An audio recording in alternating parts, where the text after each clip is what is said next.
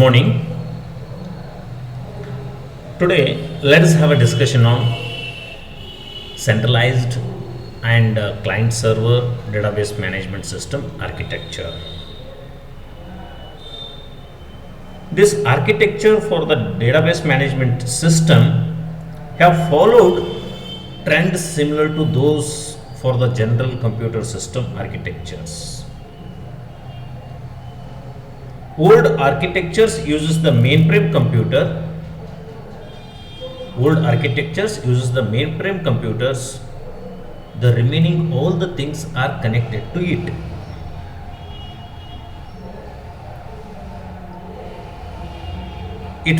This functions including the user application programs and user interface programs as well as all the DBMS functionalities.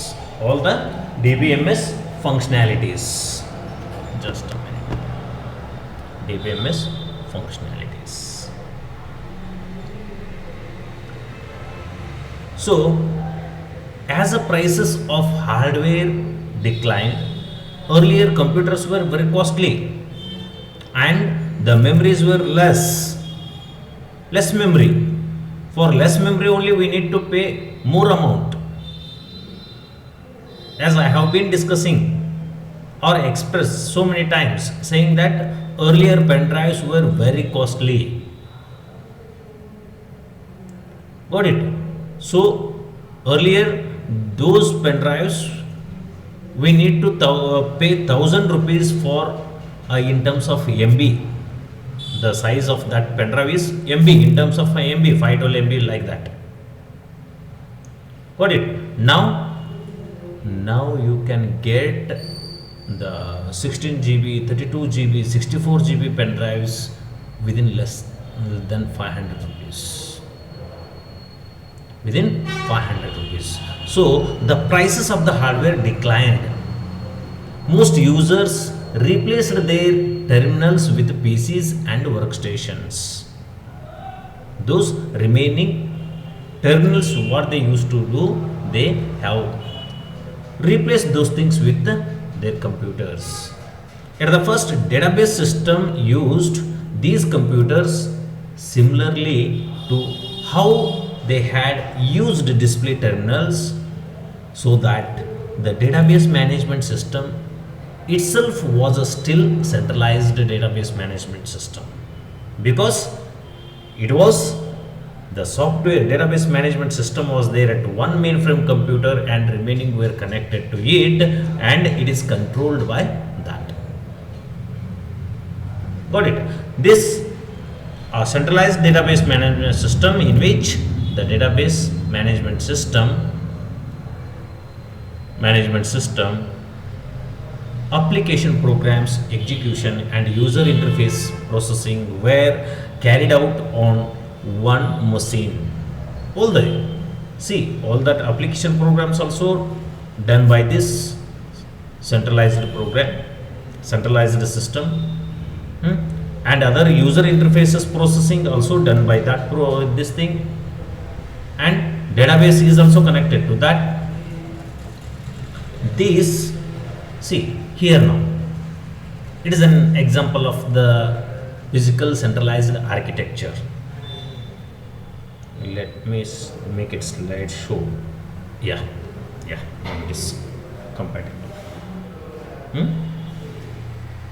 Now here now, let me explain.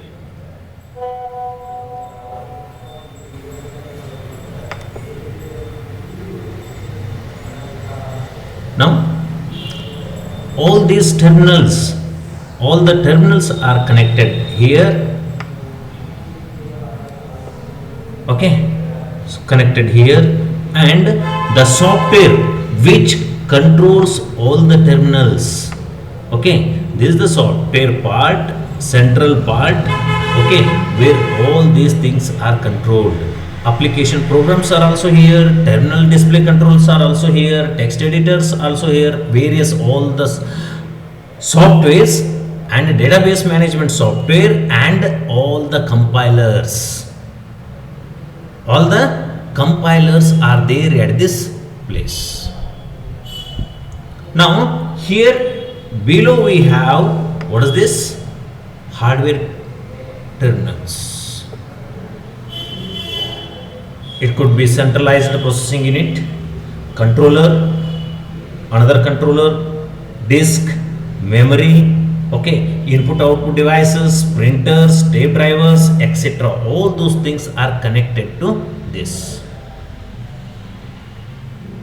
Now all these things are also the softwares. Whenever you want to access anything, okay, from the database, so these display monitors needs to connect these things, software, and this software will process these queries and again interact with the memories or disk, wherever this hardware. Got it? So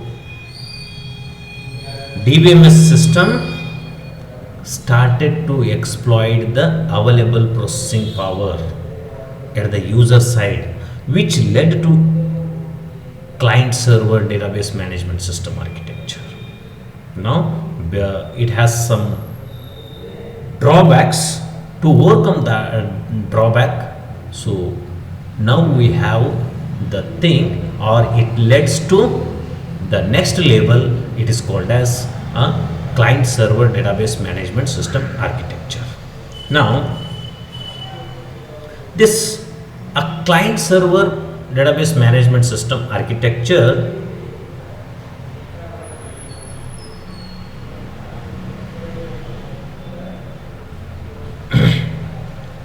the client server architecture was developed to deal with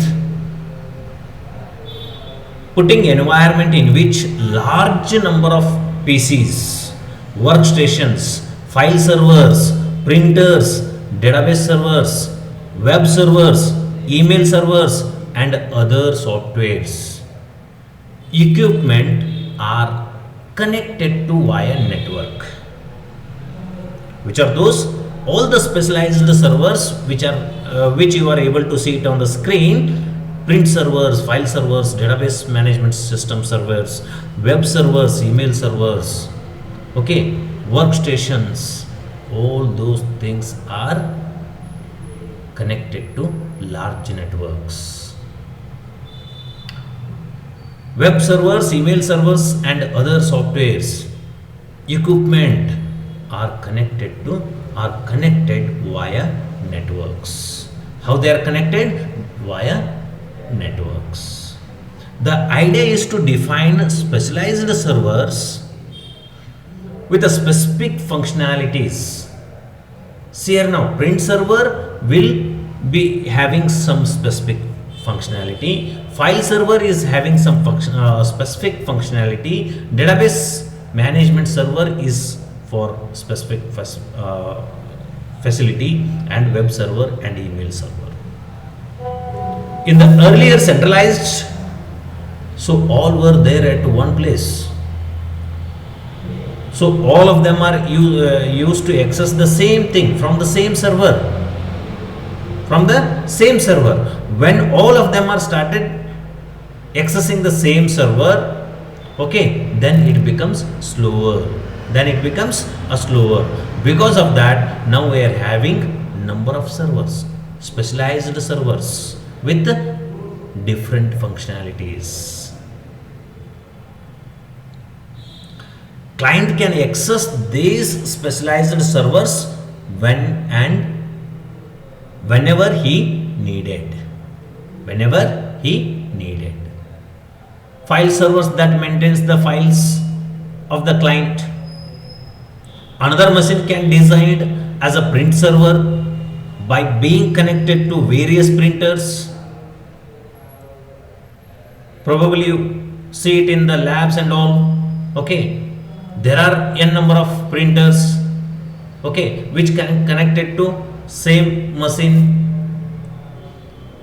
Best example, whenever you go for the printing purpose, okay, there will be 3-4 Xerox machines with printers, okay, all of them are connected to same printer, and the machine which is connected by all the printers, it is served as a print server.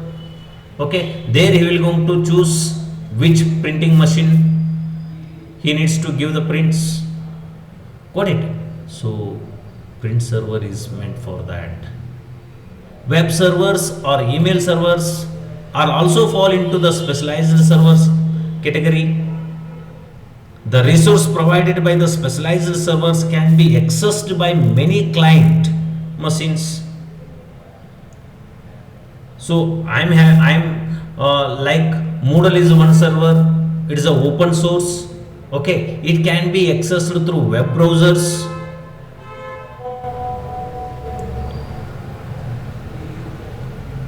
The resources provided by the specialized servers can be accessed by many client machines.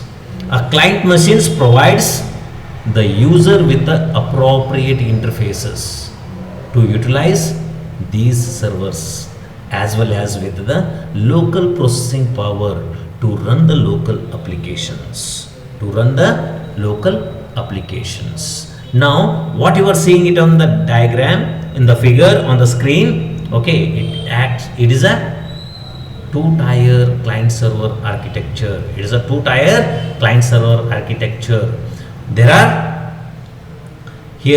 There are different servers are there in this tier. Okay, DBMS server, file server, print server, web server, email server, and so on. And there are various clients. This client can also access print server. He can also access file server, or he can also access DBMS server, any servers, because all of them are there in the network. Got it? So this client provides the user with the appropriate interface. These clients provides the appropriate interface. Whenever you want to use a file server, okay, for that this client will get the appropriate interface for this file server. Whenever you want to access the print server, then you will get a different interface. Whenever you want to access the database management system software server, then you will get a different interface. When you open the email, then you will get a different interface, so that where you can provide your credentials like username and passwords. Got it? So these are different servers which are connected by client machines. These client machines, local processing power to run the local applications. They are having, along with these interfaces, they are having the power to execute the local applications. Got it? Other programs also it can be executed. This concept can be carried out over the software packages with a specialized programs. This is what two-tier architecture, two-tier client server architecture. This is what we discussed now. What is this?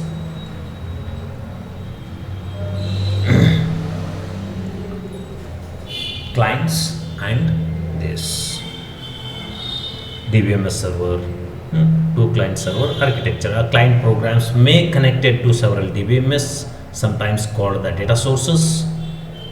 Data sources can be files or other non-DBMS softwares which manages the data and other things. See, it is overall. So here different servers are connected in the network. This is one tier, and another tier is all the clients will be there in the network. Okay, all those clients which are there in the network are connected to these servers. Any client can access any servers, and each client will be having a different interfaces for each of the servers. Got it? Each of the servers. This is. Now we move to three-tier client server architecture. We'll move to three-tier client-server architecture. This three-tier application is common for web applications. It is commonly used for web applications. Got it? Many web applications use an architecture called three-tier architecture. Any web applications which is having an architecture called a three-tier architecture. Why it is three-tier architecture and all those things? Let us look. Which adds a intermediate layer between the client and the database. See here now, client is at the top, okay, the database servers is there. In between which connects these two parts, it is the middle part, okay, which is a middle part. See here now, client and database servers. At the last we have a database servers here, where it is database server and client server. These two can be database and clients because clients wants to access a database servers database. Clients wants to access the database. So which makes the clients to reach the database.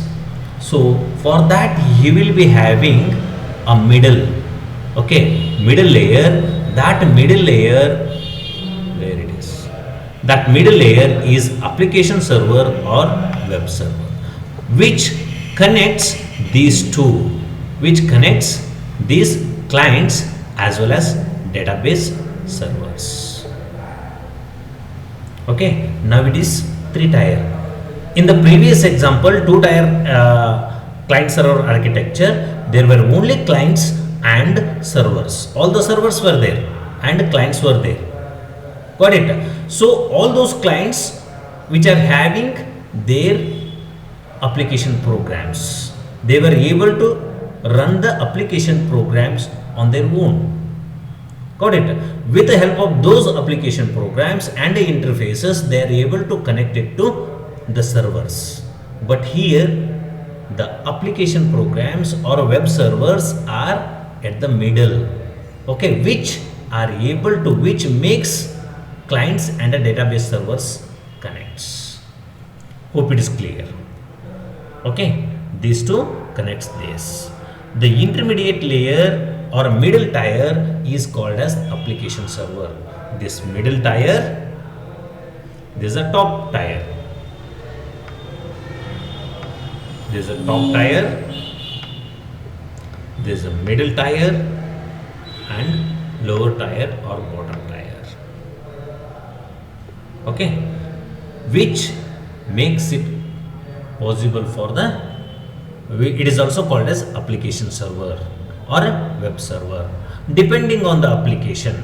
So if there are any applications related, so if you are accessing any of the database which is there in the database, through which it is a local, it is not a server which is there in the network, okay, then you can use some particular application programs to access that what database. If that server is hosted in some network, okay, for that you need a web pages to connect it to connect that database, you need a web pages. So depends on the applications, we use application programs or web pages. This server plays an intermediary role by running the application program and storing business rules that are used to access data from the database server. It can also improve the database security by checking the client's credentials before forwarding a request to the database servers. The one advantage is here, it provides good security. it provides good security. Why it provides good security? Because before accessing into the database or a servers, okay, here in the middle level, middle tier, you will check the credentials, okay, whether you are authorized user or not, okay, whether you are allowed to enter the reach the server or not, okay, it will be checked in this application programs or web pages, okay. So because of this middle tier, we are getting a strong what is that authentication. We have a strong authentication, means it provides a good security. Clients contain user interfaces and web browsers. What these clients will contain? It will contain GUIs, graphical user interfaces, and web interfaces, etc. What it? The intermediate server accepts these requests. So this middle tier accepts these queries or accepts request from the client, process those requests, okay, process those requests, whether you are accessing the proper table or not, proper database or not, or whether you are authorized user or not, okay, whether your credentials are correct or not. All these things will be checked in this middle, and it will process those things which you passed into the server, okay. Before reaching to server, it will be checked at the middle level. If you are correct, if you are authorized person, then you are allowed to enter into the database. Then only you can store the values, then only you can modify the values, then only you can access the values, okay. Other things can be done at this place. So this is how the processing takes place. Got it? So the user interface, application rules, database access acts as the three tier. Got it? Which the user interfaces, where it is, the user interfaces, then application rules. So this middle tier will access the application rules, means all the conditions, okay, all the authentications, all the constraints, it will be checked by these things. Rules means constraints in the application, and database access. This will form the three tier architecture.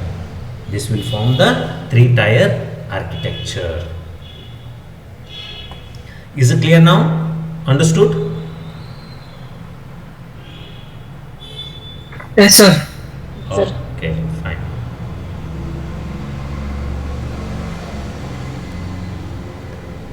Now, classification of database management systems.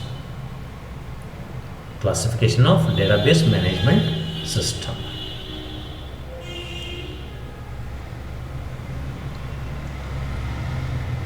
The first several criteria can be applied to classify the database management systems.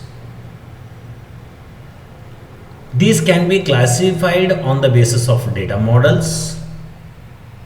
Database management system can be classified based on the data models. Already we studied some of the data models: conceptual data model, physical data model, and other. Got it? So based on the data models, you can classify the database management systems. A traditional, like a relational database model, network database model, hierarchical database model, etc. The emerging, like object oriented database model and relational databases. Like this, we classify this. The first is the data model on which database management system can be classified. The main data model used in many current commercial database management systems is the relational data model. Which is the commercial one? A relational database model. Got it? So this relational database model and the system based on this model are known as SQL systems. The system which is related to this relational data model are called as SQL systems. SQL means structured query systems. Systematically structurally we can write the queries. Okay, we can write the queries for structured data accessing. Okay, structured means in the form of table. Got it? For that we are having the language. Okay, that language is called as structured query language systems. Then we are having the object data models. Then we have the object data models, and system based on this the object data model are known as SQL system. Commercial systems. These are called as commercial systems, but has not had widespread use. This is not so popular. Recently, we are having big data systems, okay, which can be accessed, which can be interacted with the key value storage systems, and no SQL. No SQL means not only SQL systems. These are there in the market now. These are there in the market. Got it? So, database management systems can be classified into these things. Now, secondly, the second criteria used to classify the database management system is the number of users supported by the systems, whether it is a single user or multi-user. How do you classify this database management system? It is classified based on the number of users. First, how do you classify? Based on a model. Based on the models, whether it is a hierarchical model or network based model or relational model or object oriented model or object oriented relational model. Based on these things, we classified the database management systems. Other way or second way of classifying the database management system is based on the number of users. Based on the number of users. There is a single user system which supports only one user.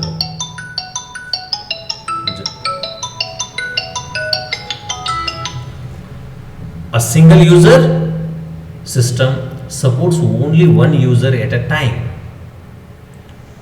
How many users can access that database? Only one user can access that database. Only one user at a time. Okay. Multiple people cannot access the same database on the same time because it is a single user system. Another is a multi-user systems, which includes the majority of database management systems, which includes a majority. Database management system supports concurrent multiple user systems. Means now you are all accessing so many servers. Whenever you fill the examination form, because it is that server is there in the somewhere in the university is maintaining that server. Okay, all the students of belonging or affiliated to that university, simultaneously they are doing the same thing. They are accessing the same server. They are filling the examination. Means they are interacting with that server. Got it? So it is an example for multi-user systems. So how do you classify the database management system? First, based on the data models. Based on the data models, you classify the database management systems. Examples for this database model, database management system, relational model, database management system, network model, database management system, hierarchical model, database management system, object oriented based database management system, object relational database management system. These are all based on the data models. These are the examples of the various classifications of or classification done on database management system based on the data models. And other one is the classification is done on the based on number of users. Based on number of users. One is a single user which supports a single user. Only one person can access the database at a time. And another one is multi-user systems where more than one person can access the database management system, database simultaneously, concurrently, all the multiple users can access the database. Then the third criteria for classification of database management system is number of sites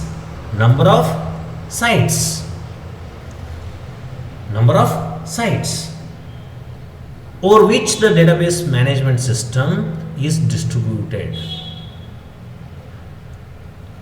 A DBMS is centralized if the data is stored at a single computer site. Got it? Then a centralized database management system can be support multiple users, but the DBMS and the database resides totally at the single computer site.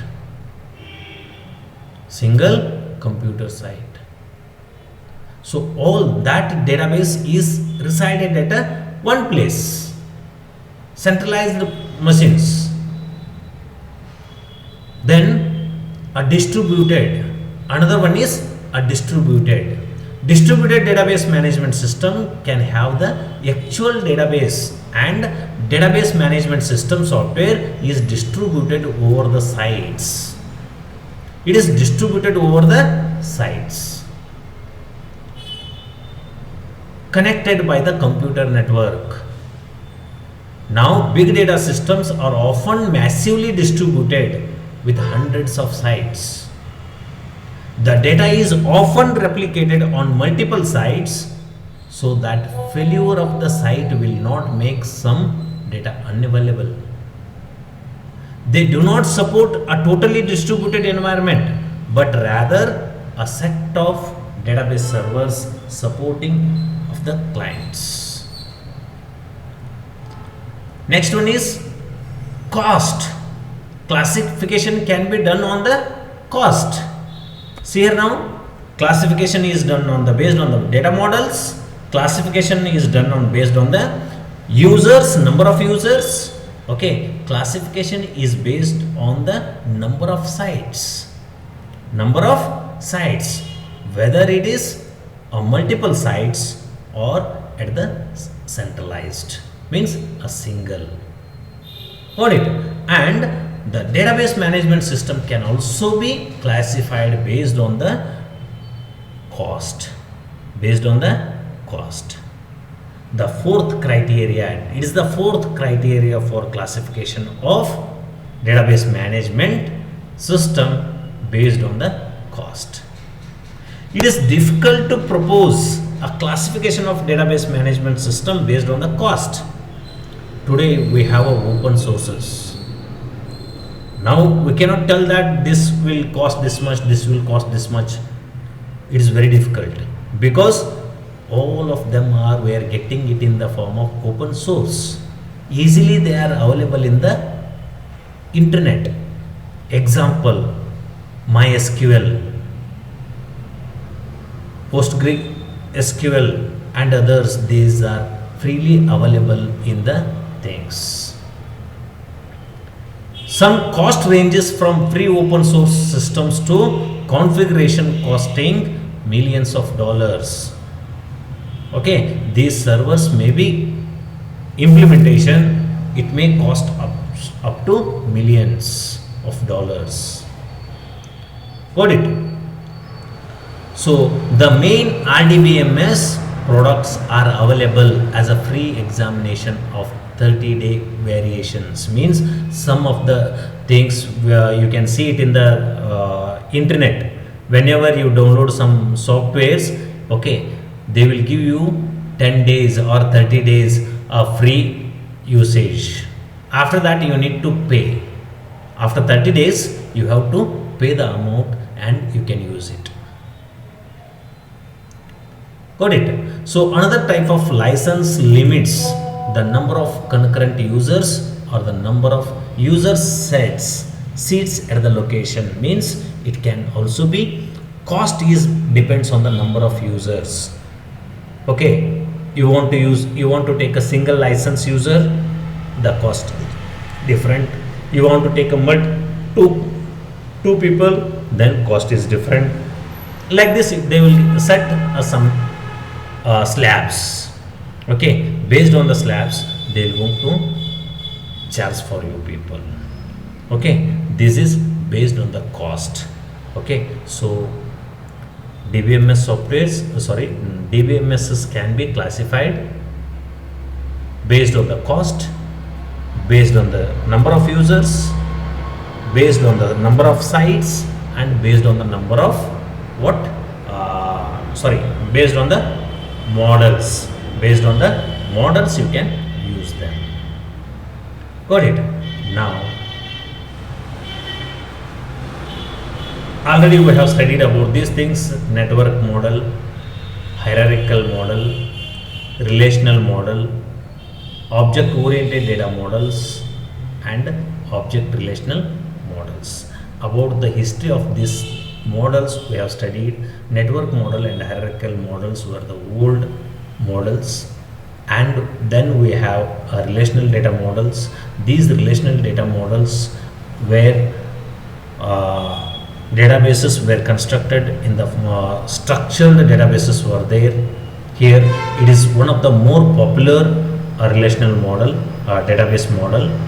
Okay, so still so many MNCs are using this relational model. Okay, database model. And next we have after that we have an era called object oriented. Okay, for that we have object oriented relational models. Okay, so object oriented models were there, but it was not so popular because relational models was upgrading or updating itself. Okay, continuously it has started its updating. Because of its updation, okay, they brought these relational models where those models were brought. Okay, object relational model concept.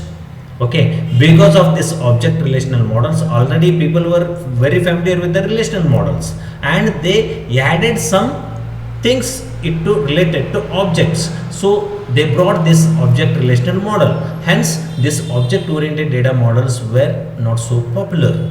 Because of this reason, let me see, the people were earlier, this relational model was there, it was more popular. Okay, based on these models, okay, the very popular, and these people were upgrading relational models continuously as per the requirements, as per the industry.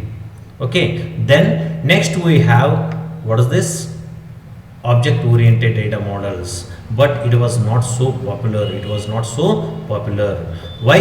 Because relational data models, they have added some object oriented concept in their relational data models. Hence they called it as object relational model.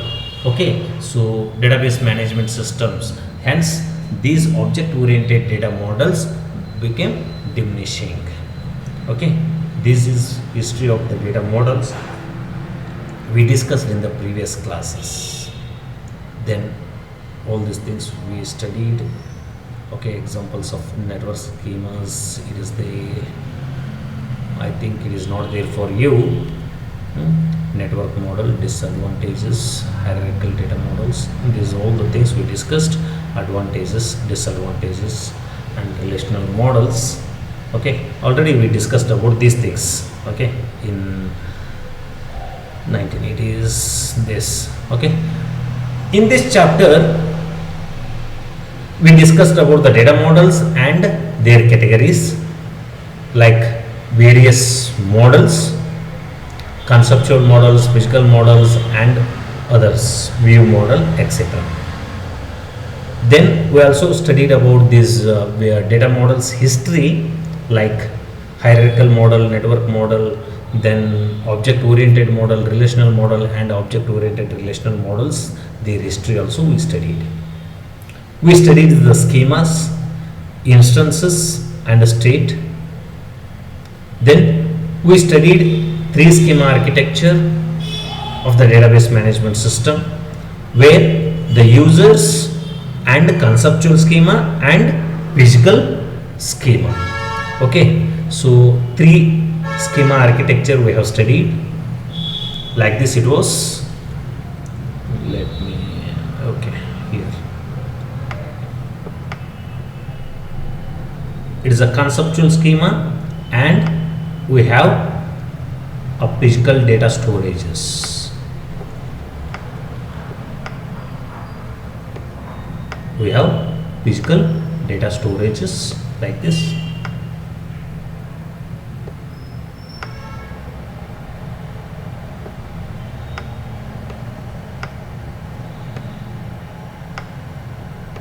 This is a conceptual schema or conceptual view, and this is various users will be there.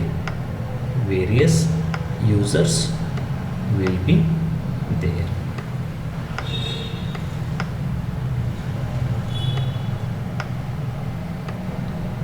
Okay, this is a what? Three schema architecture of the database management system. Then we studied a database management system, languages and interfaces. Then we discussed about database system utilities and tools. There also we studied about the environment of the database management system in the previous, as an example. Okay, entire how database management system is used by the DBA and application programmers and those casual end users, or those who are called Neve users, all how they are using, and their compilers, and how it is connected to databases via catalog or a metadata. All these things we studied, and also today we discussed about a centralized and client server architecture and classification of database management systems. With this, we have concluded a first unit of database management system. Okay, and if possible, I will send the assignments questions. Okay, I will send assignments questions of the first unit. Okay, so you can write it and keep it with you people, and we'll see. Then 1 o'clock I will take